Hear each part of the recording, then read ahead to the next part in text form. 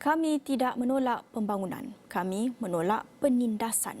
Itu antara ayat tertera di kain rentang dipasang penduduk flat Perbadanan Kemajuan Negeri Selangor (PKNS) di Kampung Sungai Baru, Kuala Lumpur. Mungkin mulut sudah penat suarakan isu sama. Kini luahan dari lubuk hati mereka dicetak, dipampang agar semua boleh melihat, merasa dan harapnya membela dan mengambil berat akan nasib mereka. Ikuti laporan disediakan wartawan Astro Awani Ridauddin Daud yang menyelami isi hati mereka yang berduka tatkala umat Islam gembira meraihkan kedatangan Ramadan. Suasana di kampung tersebut sunyi. Tak tahulah, mungkin kerana puasa atau kerana penduduk kini hanya menghitung hari untuk meninggalkan rumah yang sudah lama mereka duduki. Menelusuri satu persatu lorong di kampung tersebut, ternyata keadaannya sama. Cuma sedikit meriah di kelab rukun tetangga KRT kampung itu. Kelihatan beberapa orang sibuk mengedarkan bubur lambuk. Di situ jugalah kru kami menemui lelaki berusia 54 tahun ini, Muhammad Syahmir Ashari, salah seorang penduduk yang menerima notis untuk berpindah. Dia kini buntu, tak tahu ke mana lagi boleh disalurkan rayuannya kerana pada usianya dan dengan kesihatan diri dan isteri juga tidak mengizinkan. Berita yang mereka terima itu merupakan tamparan hebat buatnya dan isteri. Jika rumah ni akan diambil oleh pihak pemaju swasta dengan pampasan yang terlalu rendah untuk saya, di manakah perlu saya nak tinggal? Itu persoalan dia. Dan isteri saya dah tak bekerja. Saya tak ada pendapatan langsung. Jadi dengan dua pampasan yang apa saya dapat tu nanti, apa rumah yang saya boleh dapat? Kalau bak kata melawak pun, orang kata tanah kubur pun tak lepas nanti kalau kita nak duduk.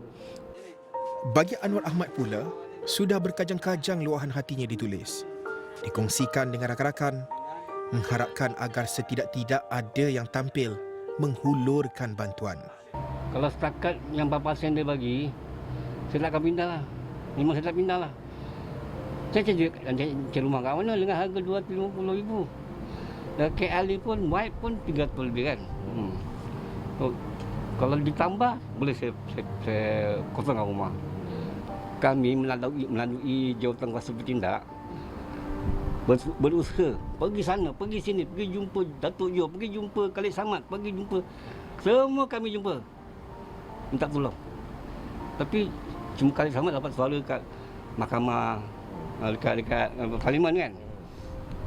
Tapi hasilnya tak ada apa, tak nampak pun. Kami dah pergi semua tempat ni. Seorang lagi penduduk, Hashim Muhammad Saleh, 62 tahun, akui berasa sedih dengan apa yang berlaku dan surat diterima ibarat sembilu yang saban hari menghiris-hiris hatinya. Sakit benar rasanya. Lebih sedih, dia berasakan penduduk seolah-olah berjuang sendirian. Dibiarkan terkontang-kanting, mencari segala bentuk penyelesaian. Pemimpin yang beramah mesra ketika hampir pilihan raya entah ke mana. Yang datang bertanya khabar dan cerita pun hanya dari rakan-rakan, saudara mara dan media.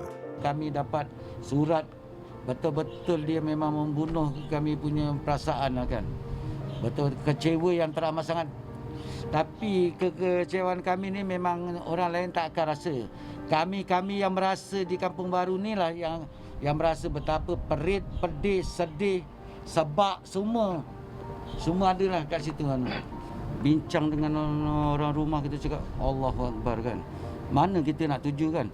Dengan tempat untuk pindah pun kita tak jumpa lagi, tak dapat lagi.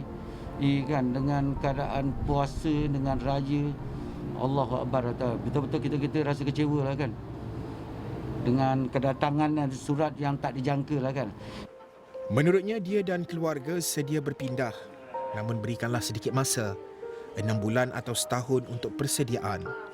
Bukan datang secara mengejut seperti berlaku sekarang. Kisah mereka menjadi tumpuan sejak kebelakangan ini. Namun penduduk sedih. Meskipun sudah banyak luahan disiarkan di media, nasib mereka seolah-olah tidak dipedulikan. Bagi mereka, Ramadan dan Aidilfitri pada tahun ini seakan-akan hilang serinya apabila menerima dugaan besar sebegitu. Mengadu sudah, merayu pun sudah. Kini mereka hanya merenung nasib, mendoakan agar Ramadan kali ini membawa sinar bahagia buat mereka.